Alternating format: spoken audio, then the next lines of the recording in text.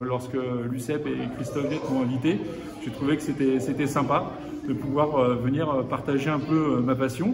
Alors certes, et mon investissement au sein du sport adapté, du comité paralympique et sportif français, mon expérience d'entraîneur au niveau de l'équipe de France, ayant amené des athlètes et accompagné des athlètes sur les Jeux. Mais au-delà de ça, c'est aussi toutes les valeurs que représente l'olympisme et le paralympisme pour moi.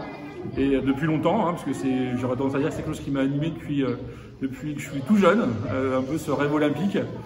J'ai pas été assez bon pour y aller, mais en tout cas, ça m'a toujours animé et de pouvoir le faire partager avec les jeunes, je trouve ça plutôt sympa. On parle de valeurs et quoi de plus symbolique que de pouvoir montrer aux jeunes une torche qui a servi à allumer la flamme aux Jeux paralympiques de Rio et de leur faire prendre conscience qu'il y a cet emblème et prendre en compte toutes les valeurs que ça représente.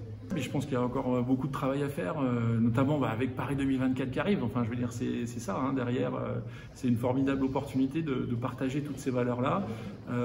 Et du coup, c'est pour moi important de le faire pour que, justement, Paris 2024 soit une grande réussite. Et je crois qu'il y a un gros challenge. Effectivement, on connaît souvent les Jeux Olympiques, c'est établi et il faut simplement les rappeler. Mais les Jeux Paralympiques sont encore un petit peu derrière. Et quand même, l'objectif qui est poursuivi par le CPSF, le Comité Paralympique et Sportif Français, c'est quand même de remplir les stades.